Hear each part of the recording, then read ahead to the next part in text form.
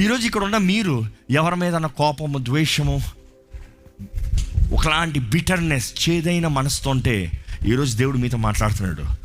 దేవుడు మిమ్మల్ని వారిని క్షమించమంటున్నాడు.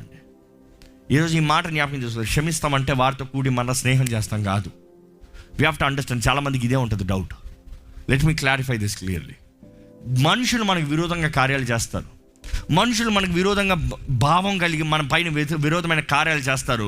కానీ మనము వాళ్ళు చేసిన దానికి పగ పట్టము, కానీ వారిని క్షమించి విడిచిపెట్టి మన దారిలో మనం పోతాం. వారితో మరలా మనము కలవాలంటే there is a term and condition. ఏంటి తెలుసా? వారు పశ్చాత్తాపపడాలి. వారు పశ్చాత్తాపడి మీ దగ్గరకు వస్తే you will forgive them and you will have fellowship with them.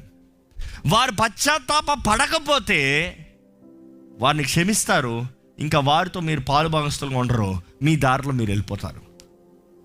ఈరోజు మీరు అనొచ్చు, ఈ పలానా వ్యక్తి నాకు మోసం చేసాడు, నా గురించి చెడక మాట్లాడాడు, నేను క్షమిస్తాను, మరలా వెళ్తా, మరలా చేస్తారు, మరలా ఇది జరుగుతుంది, మరలా అవుతుంది, మరలా బాధ కలుగుతుంది. No no no no, you have to be careful. వారు పశ్చాత్తాప పడితే యూ హ్యావ్ ఫెలోషిప్.